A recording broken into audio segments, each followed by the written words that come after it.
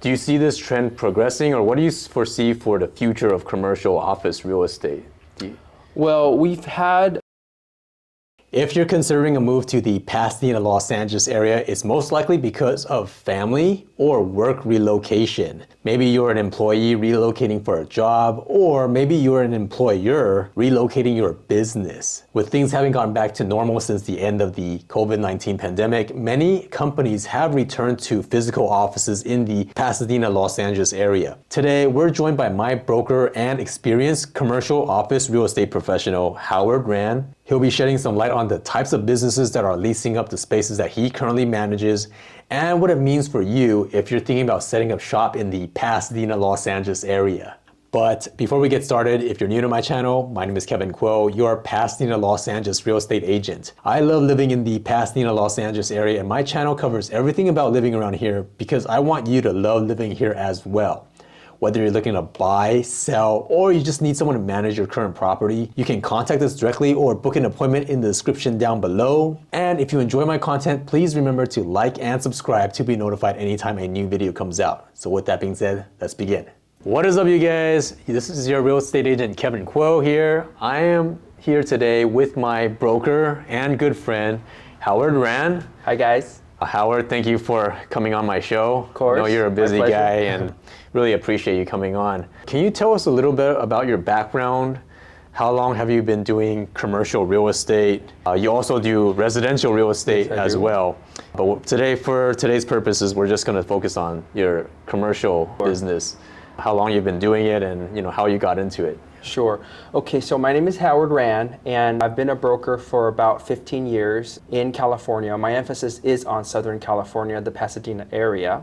Mm-hmm. And before, my dad has been doing it since 1985, so I kind of took on the business and family business, and so we have a good amount of California real estate experience, and particularly Southern California. I went to UCLA, and I have a Juris Doctor law degree. And so in terms of like commercial real estate, how many units are you currently managing? What type of commercial are you currently managing? Or do you specialize in? Sure. So throughout the state of California, we have about 250,000 square feet. So about 250,000 square feet. Units wise, probably 60 to 70. So it's not that many unit count. Mm-hmm. But again, we're a smaller boutique firm. So our team is, we pretty much have our hands full with the experience and the know-how and to manage commercial real estate. I think you had another question, which was what type of commercial? Correct. So commercial real estate is very vast. Anything that's over 4 units, so 5 units or above, is considered commercial. So commercial real estate that we handle includes just general office buildings. We also handle strip malls, some shopping centers, and we also handle medical office buildings. So these are the types of commercial real estate that we, I guess, more specialize in. Because we have viewers perhaps moving to the Pasadena, Los Angeles area and starting businesses, I've got a few questions here that my viewers have asked me in the past, and I was wondering if you can shed some light on these questions. I'll try my best. All right. How would you gauge like how much commercial leases cost? Is it by square footage? Yes, it's by square footage, and there's a lot of types of leases. We have a full service gross, we have a modified gross, and we have a net lease. So just to be very general, typically in the Pasadena area, you're looking at about $250 to $280 per square foot, and that's just a general office space. A good area, like on Lake Avenue. It's going to be probably high rise. You have a little bit of a view. The building will be older. That's kind of the price that you're seeing. And those are what we call full service gross, which means everything's included. Sometimes it even includes janitorial.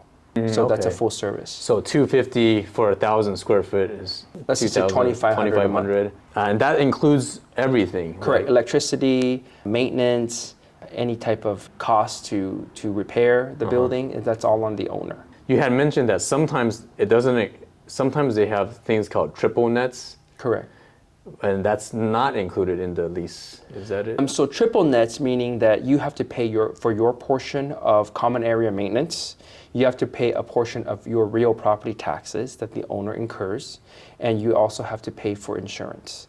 So that's pretty much, you have to pay for everything, aside from rent. That's aside from rent, correct. So on top of the... That's correct. The square footage cost. Right. Wow. Yeah, so that's why in a commercial lease, you really have to be very clear as to what type of lease you're getting yourself into. So you're perfectly aware of your costs. Very different from residential. Yeah, very different than residential for sure. In a residential, when you basically just worry about the utilities and your rent, you know? Correct. Now, my next question is, since the end of the pandemic, like what type of businesses have you seen come back into the office, and which type of businesses have you seen kind of phase out? Sure. So during the pandemic, we were considered essential workers. So we had to deal with a lot of property management issues. In particular, what survived throughout the pandemic was medical office buildings. You know, you need medical. That's very essential, obviously. But By then, medical, you mean like dental offices and... well, not necessarily. You kind of have two categories, right? The essential and the non-essential. So the non-essential would probably be like chiropractors or sometimes dentists, unless you have like a dental emergency or something, or optometrists, you know, like stuff like that. They're not really essential, so people would be scared, the patients would be scared to visit these offices during the peak of the pandemic. Okay. Now we've had essential medical offices such as, you know, general family practice, dialysis centers. We have a good tenant like that too. So Right. that really is essential. You know? I see. But overall, medical offices are very, very strong throughout the pandemic period and still today. So the type of tenant has changed from the general office type of tenant that we manage. Like which type of traditional businesses have you seen downsize or shift from being in the office space to somewhere else? So typically we've had, before the pandemic, we've had insurance companies that held trainings and training centers and licensing facilities in our building. They take upwards of probably 8,000 square feet. So it was That's a big space. Big operation. Yeah, so they would have people come in, I don't know, 40, 50 people, or one day a week perhaps, and they would train them on the insurance that what they handle. So, but now you don't have that anymore. You have them downsize.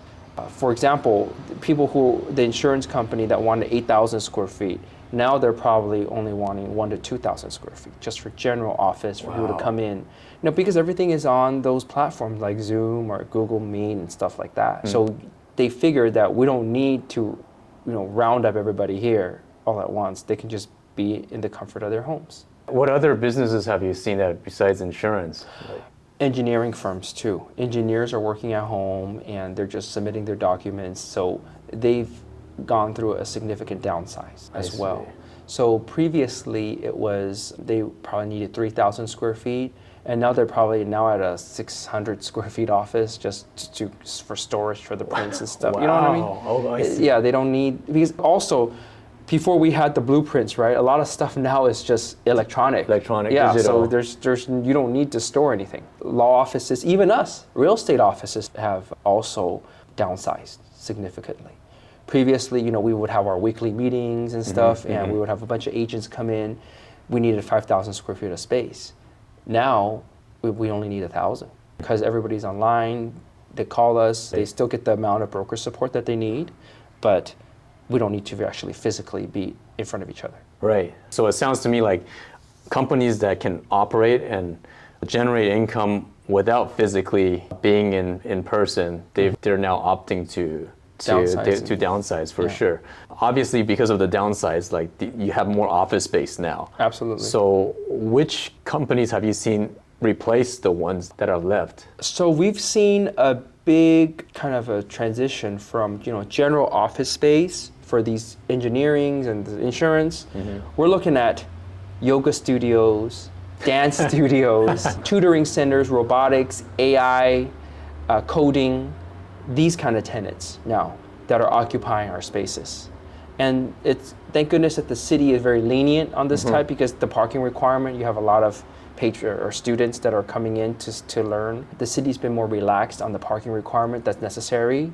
So we're able to put these tenants in place of the previous types of tenants. So they'll actually come in and take an existing office space. Correct. And they'll remodel it into a yoga studio, Right. dance studio. Right. Wow. And it's just big open space, And because you understand, like, if you have a yoga or a dance, you still need an instructor kind of physically next to you. Right. And also, you need that kind of a group training as well. You want a bunch of of your peers in the same room, similar to a classroom setting. So then that I think that's the best way for you to learn. Right, there's that community factor. Right. Like, I'm sure there are active yoga and dance businesses online, but then Correct. the community would be different because you're not physically meeting and, Right. and interacting with the people in your classrooms and all that. Right.